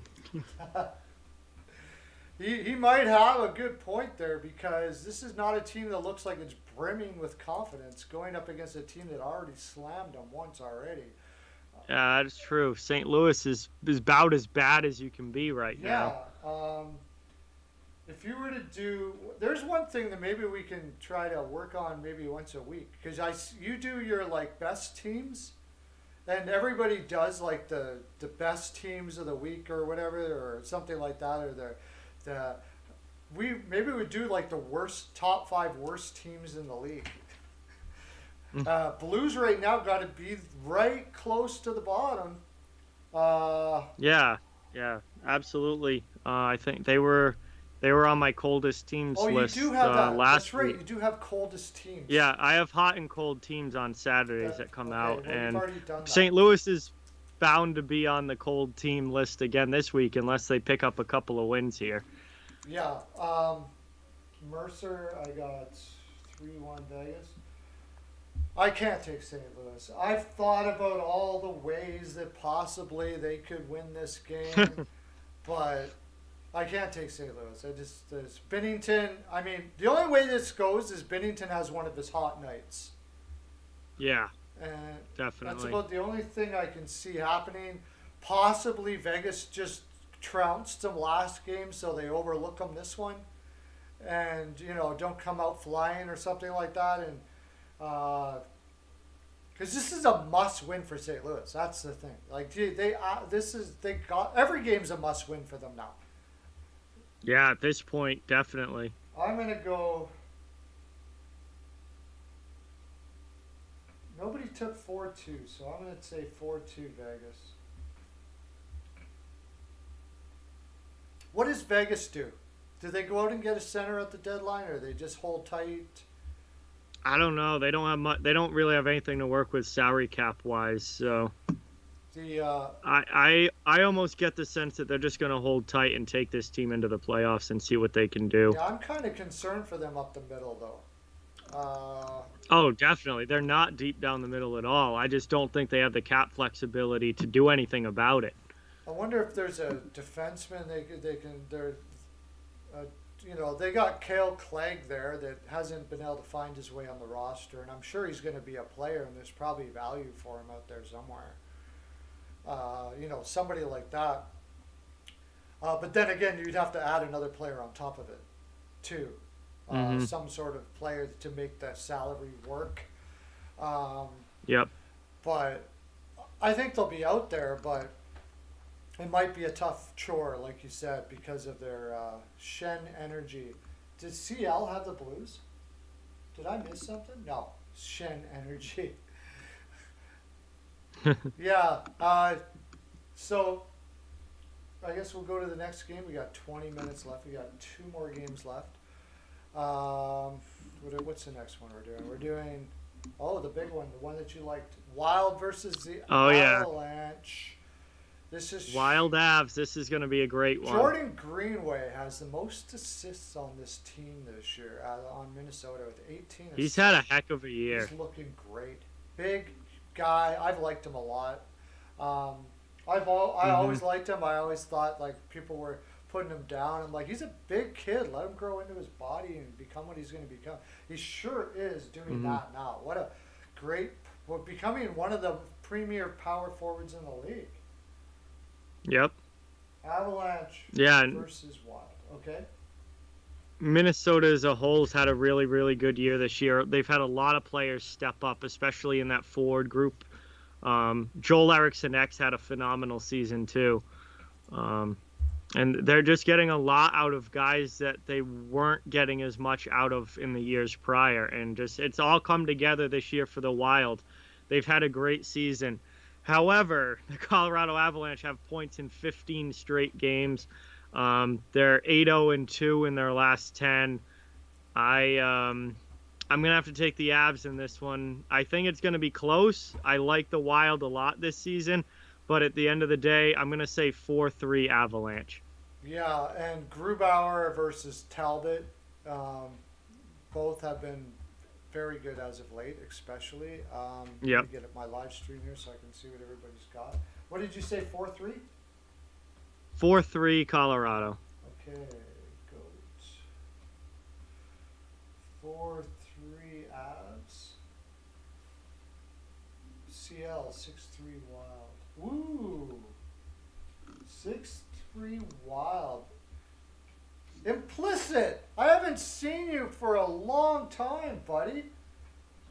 You know what? The lot is probably coincidental, but I haven't seen Implicit since I uttered the words, I think the Islanders could fade down the stretch.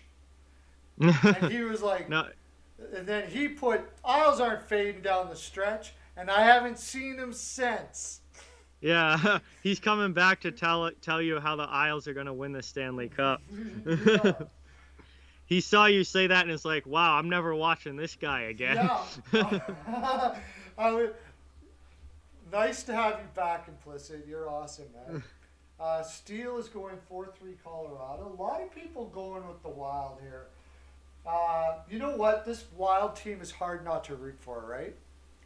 I'm rooting heavily for them, even though I like Colorado a lot, and Colorado's my second favorite team. Just overall this season, I found myself rooting for the Wild on a lot of occasions. They're a very likable team this year. LaRose, I got, what did he say? Hoffman has Av 6-4. I'm getting all mixed up. Lance LaRose. I'm the wrong guy to be multitasking here. My brain does not work in this capacity at all. I'm gonna have to get myself an assistant. That's what I'm gonna have to get. Where's LaRose? I saw him put one in. What was your thing, LaRose? I missed it somewhere. It's somewhere here. I think it was 5-3 Avs. 5-3 Avs. Yep. What was your one for the Knights and Blues, LaRose? Because I don't see it here. 4-2 Vegas. Steele 4-0. Now I got you, Steele. Who's got 4-2 Vegas? That was LaRose earlier. LaRose, okay. I don't think I had him down here. LaRose, thank you.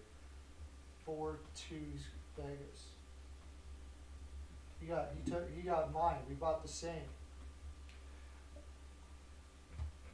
Isles are the most underrated team in the league besides the Panthers. I don't know. I mean, ask Steele. Steele still has them number one and possibly winning the cup. So Steele doesn't think they're underrated. I wouldn't. Well, Yeah. Steele's not underrating them, but I think around the league they are being underrated.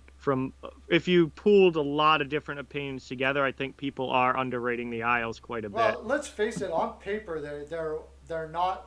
They don't look like they should be as good as they are, but as a team, they're a beast.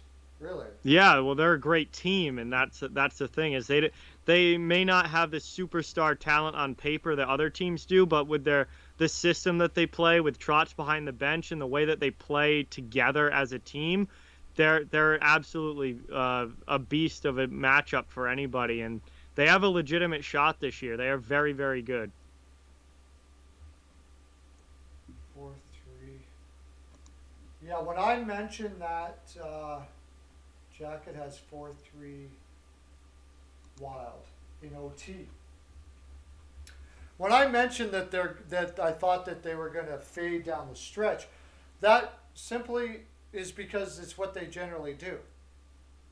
May prove me wrong this year, and a lot of that has to do with the fact that that Barry Trotz has worked with guys that on paper were not really in a position to be playing as much as they do.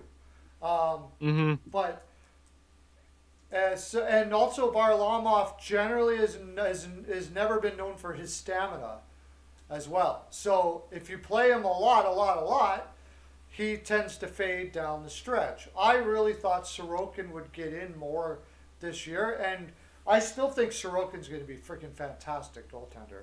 I hope they give him a little more. If Sorokin is given more minutes down the stretch, I think he will be. I'll change that. Yeah, I think he will be as well. I'll change that because he's looked pretty good. He's had the odd game that's been but for the most part, he's looked pretty fantastic for a kid that's never been in the league before. Now, he's an older rookie. He's 24 years old. He played a long time in the KHL. But, man, those numbers in the KHL were sick. Crazy numbers down there. Yeah. 1.30s and 9.56s and crazy numbers. And I think that's going to translate. Get rid of Komarov. I just heard a trade, something to the effect to get Palmieri. We'll talk about the Islanders because the Islanders are almost certainly going to add to the left side now that Lee's out, right? Yeah, and they have the cap room to do it because they can throw Lee on LTIR and get another $7 million. So I would definitely expect the Isles to be adding a left wing to that team, and definitely going for it this year because they have a team that can do it. Yeah, I read some of those sites where I don't like to call them rumor sites. They're speculation sites. It's not necessarily a rumor I heard somewhere. Just speculate. You're just speculating, and it makes sense. I could see Palmieri going from the island to New Jersey, or from Jersey to the island. They've done it before. They have Green there, right? Yeah. They have a good relationship. Lamorello, of course, right? So, I could see that. And one of the names that was in there to make the money okay was Komarov, and then they gave They gave a first rounder, and I'm trying to remember the prospect, but it was a pretty darn good prospect for the Islanders. Was it Bellows? Yes, Bellows. It was Bellows. Bellows, a first rounder, and Komarov for Palmieri. That's a pretty good haul for a guy that's not signing with you. Yeah, that's a lot to pay for a rental, but at the same time, if you're the Islanders, you got to be thinking, we have a legitimate shot at the Cup this year. So, yeah, I mean, that'd be an interesting move. That would be a really interesting move. I would love that for the Islanders if they could sign Palmieri beyond this season. That would be an A+ move for Lamorello if they could do that. I'm sure there would be a contingent in the trade for that as well. If they sign him, then you're going to give blah, blah, blah, or whatever. Yeah, maybe there would be a conditional pick in there. Yeah, because the Devils want a second and a prospect. I think if they're trading to the Islanders, it's going to cost more than a second and a prospect because it's within the division. It's within the division, yeah. Yeah, it's going to cost a little more than that. They're going to milk them a little more, especially for the re-signing. Maybe a second and a prospect, and then a first if they sign them or something. Yeah, I was thinking that maybe the second round pick was conditional and it becomes a first if Palmieri signs with the Islanders beyond this season. Do the Islanders have a first round pick next year? I think they do. Which pick did they give away in the Pajot trade? Yeah, they gave. What did they give? Yeah, that was last year's first Yeah, round. so they got a first this year. They do have a first round pick in this year's draft, which they could use. They don't have a second, do they? So that would mean they have Colorado's second. Oh, okay. Okay. From the Devon Taves trade, they have Colorado's second. So they could use that too. And if they, I mean, the thing is, re-signing him seems very unlikely for the Islanders. They are so Yeah, they just don't have the cap space. They would have to get rid of somebody or something to have that happen. But if you're the Islanders and you could get Palmieri without giving up your first, I am all over that if I'm New York. Oh, for sure. All over that. Yeah, it's unfortunate they have to because of what happened to Lee, though. That deal never happens. You're not losing these pieces. You're not losing this without that happening. So, but I don't think so. Anyways, I don't think they're adding Palmieri at the deadline if they have Lee. No, definitely not. The Anders Lee injury is what is pushing them into making a move like this. Because Kiefer Bellows could turn into something pretty good. I mean, he was a middle first round pick. He has a killer shot, but he just hasn't put it together yet at 22. He may not be anything either. Yeah, that Wahlstrom has definitely turned into something a lot better than Kiefer Bellows has. So I think, a lot of the Islanders trade talks over the last couple of years were the prospects were Wahlstrom or Bellows. And I think if they were to give one up, it would certainly be Bellows. And Wahlstrom this year has had a great season and is proving that he's an NHL player right now. So I think kind of between those two, Wahlstrom's become the NHL guy and Bellows is the guy kind of on the trade block. Yeah, absolutely. Okay, we got one more game, right? Yep. So we might as well get to it now.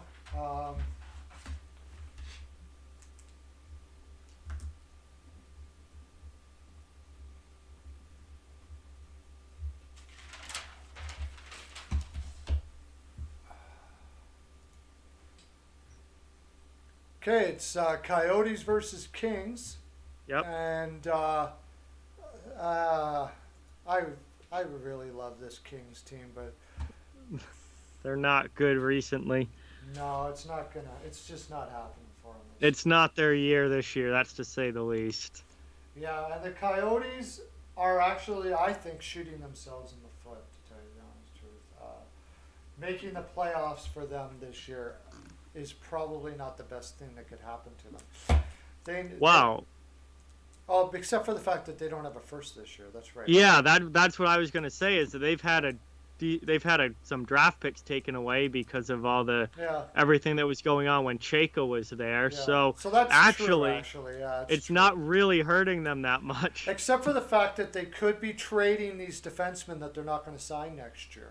Well, that's the thing is like guys like Derek Brassard, guys like Goligoski and Hjalmarsson, like guys that they could be trading away.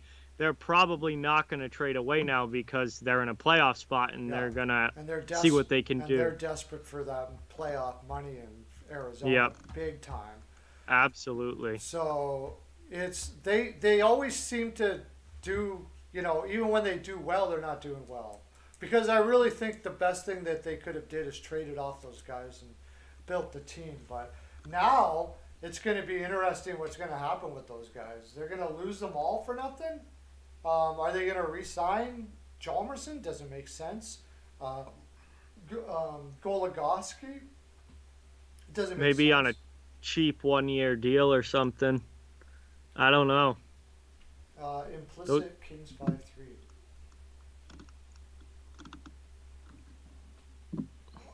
This Kings team has burnt me more times this year. Yeah, they're on a 3-game losing streak. Arizona's on a 3-game winning streak. LA is at home though. Although, hang on, let me check Peterson should be in net, but it still hasn't said yet. I don't believe. Yeah, Arizona. I went to look at the records, home and away records for both of these teams. They're both pretty even at home and on the road. Like Arizona's 2 games above 500 at home. They're 2 games above 500 away. They're Kings are a game below 500 at home. They're 2 games below 500 away. So it really doesn't matter who's home and away. All signs point to the Coyotes winning this game, but then again, it's the NHL and anything can happen. And Sterling's in the house. Sterling dropped in for a bit. I don't know. He's This an Islanders fan. is an interesting one. I'm gonna take the Coyotes, though. It'll probably be a fairly low-scoring game. I'm gonna say 3-1 Arizona.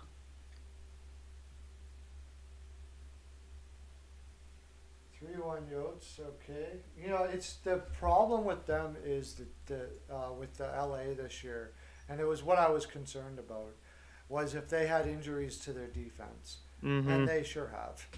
They just signed Matt Waugh. Is it Roy? Matt Roy, and he goes on COVID-19. Not much you can do. Sean Walker got a contract too, and he was injured for a good portion of this season. Yeah, and Tobias Bjornfurt, I don't know what's going on with him. He keeps on saying day to day, but it's been day to day for a long time. And I like Tobias Bjornfurt. I think he's going to he's the one that Chandler Stevenson elbowed and got suspended. Oh, is that what it was? Oh, concussion. Yeah, so Bjornfoot's probably still injured from that, and it might be a concussion issue. So yeah, and then Oli Mata, who has played well for LA, actually. He's played pretty well. I mean, as well as Oli Mata can play. But, I mean, he's still a veteran in the lineup. They just got a really young D there, and they can't afford... I think they're going to be buyers in the off-season. You know, maybe not at the deadline, but in the off-season, I think they're going to add to that defense. I don't think they're too far away in their own minds. I'm not sure how far they are actually away, but in their own minds, they don't think they're too far away. What do you think about that team? LA's kind of odd. They got a lot of people that still need to reach their potential yet, right? Yeah, that's the thing with them is they've got a lot of people that aren't quite at their NHL potential yet, and I think it's still a bit of a process with the Kings. Now, the good news is they have tons of cap space.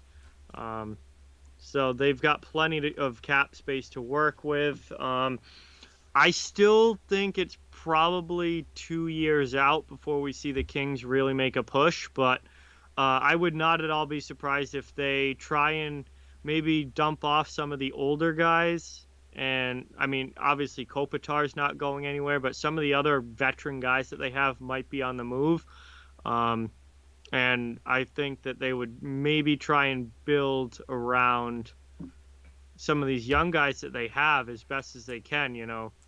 Yeah. Guys like Velarde, guys like Grunstrom, guys like obviously Byfield. Velarde's not having the season I thought he would. No, he's not having that great of a year. They've got Kaliev, Turcotte, Byfield, all, you know, eventually going to be coming up. Kapari. So, like, there's talent there. There's a lot of young talent there. They're just not there yet. Yeah. I mean, you've got Turcotte, Kaliev, Tyler Madden, Quentin Byfield, Rasmus Kapari, like Akil Thomas. They've got all these guys down in the minors. They're just not there yet at the NHL level. When those guys reach the NHL level, then I think you're going to see them, you know, piece in those veteran guys around them, and then this team will be ready to really make that push. This seems like a team that projects pretty well what their talent is going to be. I have a feeling they're going to add veterans in holes where they see that they don't have young players coming up, and and veterans that are going to be able to play well with young players. So, like, probably not Hoffman. No, God, please don't. Yeah, well. Well, that's our full 42. Again, we're going to be back rolling in, 2.5 hours here? Yeah, 7:30 p.m. Eastern time. Leafs and Canadiens game. Perlo and I are going to be doing that one together on my channel. It's going to be a really fun time. We'll be doing our usual play-by-play and obviously in the chat as well. And I'm really excited for this game. This is my first time streaming Montreal this year. I've gotten to see a couple of their games, but I haven't streamed them yet until this one tonight. Toronto I've done a few times, but I've only gotten to see those few times. So I'm really excited for this game. It's going to be a big one up in Canada. Yep, I am too. It is huge. It's always huge in Canada when Toronto and Montreal play. Yep. It's the rivalry among all rivalries as far as hockey is concerned. Age is long right from the beginning of hockey itself in the NHL. Anyways, it's Yep. always been there, so it's going to be awesome. All right, boys and girls, that's our full 42. Come back tomorrow to see how your picks turned out, who's winning, and get out your get it in your mind what you're going to make me do for a month and all of that stuff. Tell all your friends. Bring the group in. Get all the people in here that you can possibly get. I'll see you in about 2.5 hours. See you. Thanks. Yes. Thanks for coming on, John. It was awesome. Hey, thanks for having me as always. Have a great day, everybody. Lots of love to you. Okay, bye.